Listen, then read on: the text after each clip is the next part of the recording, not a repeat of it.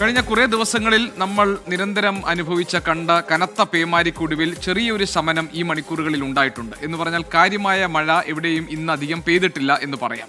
പക്ഷേ മഴയ്ക്ക് ശമനം ഉണ്ടായെങ്കിലും മഴക്കെടുതി ഇപ്പോഴും സംസ്ഥാനത്തിന്റെ വിവിധ ജില്ലകളിൽ വിവിധ ഇടങ്ങളിൽ അതിരൂക്ഷമാണ്. ജനങ്ങളെ കാര്യമായി തന്നെ ഇക്കഴിഞ്ഞ ദിവസങ്ങളിലെ പെരുമഴ ബാധിച്ചിട്ടുണ്ട്. ഇന്ന് മഴക്കെടുതിയിൽ 2 പേർ മരിച്ചു എന്ന വാർത്ത വന്നിട്ടുണ്ട്. കോട്ടയത്ത് വെള്ളക്കെട്ടിൽ വീണ് ഒരു യുവാവ് മരിച്ചു.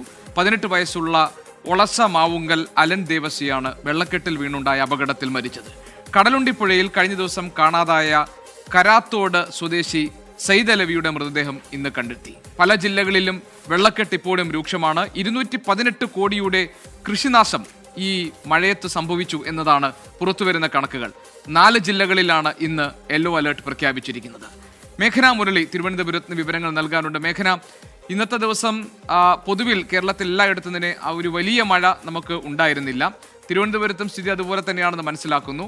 എന്താണ് നിലവിൽ ഇപ്പോൾ ഈ കൃഷിനാശം സംബന്ധിച്ച്, അല്ലെങ്കിൽ ഈ കഴിഞ്ഞ അതിശക്തമായ കാറ്റിലും മഴയിലും നമ്മുടെ നാട്ടിൽ സംസ്ഥാനത്ത് എത്ര വലിയ നാശനഷ്ടങ്ങളാണ് ഉണ്ടായിട്ടുള്ളത്? അതിൻ്റെ ഒരു കണക്ക് പുറത്തു വന്നിട്ടുണ്ടോ?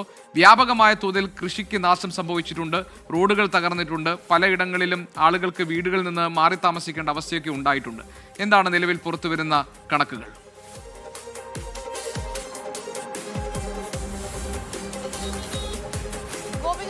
കേരളത്തിലേക്ക് കാലവർഷം എത്തിയിട്ട് ഇന്നേക്ക് 9ാം ദിവസമാണ്.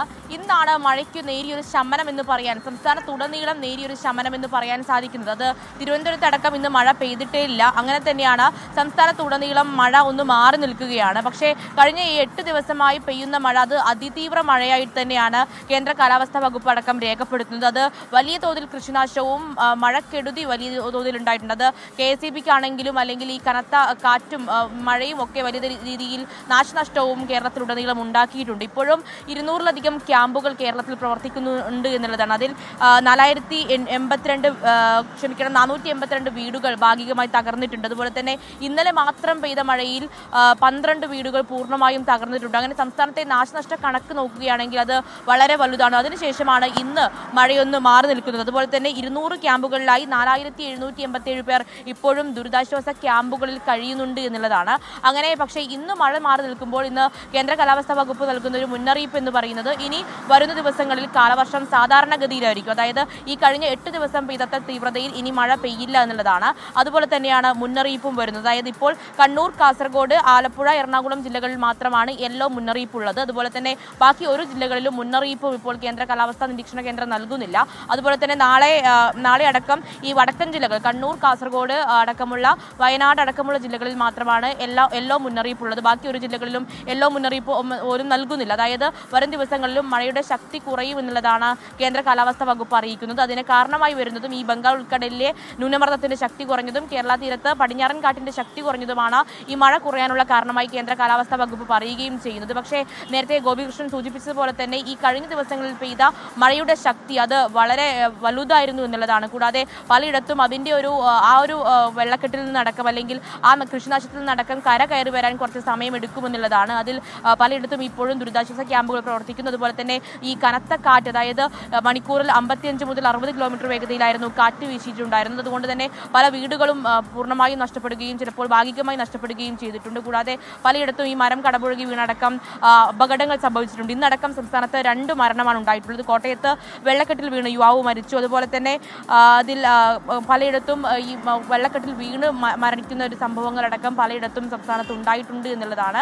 അങ്ങനെ ഇനി കാലവർഷം സാധാരണഗതിയിൽ വരും ദിവസങ്ങളിലെങ്കിലും സാധാരണഗതിയിൽ എത്തും എന്നുള്ളതാണ് കേന്ദ്ര കാലാവസ്ഥാ വകുപ്പ് പറയുന്നത്. മഴയുടെ തോത് കുറയും.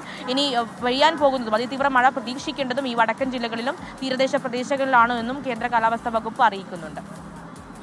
ശരി, മേഘന മുരളിയാണ് വിവരങ്ങൾ നൽകിയത് തിരുവനന്തപുരത്ത് നിന്ന്. മേഘന നൽകുന്ന റിപ്പോർട്ട് അനുസരിച്ച് വരും ദിവസങ്ങളിൽ വലിയ അതിശക്തമായ മഴ ഇനി നമുക്ക് ഉണ്ടാകില്ല.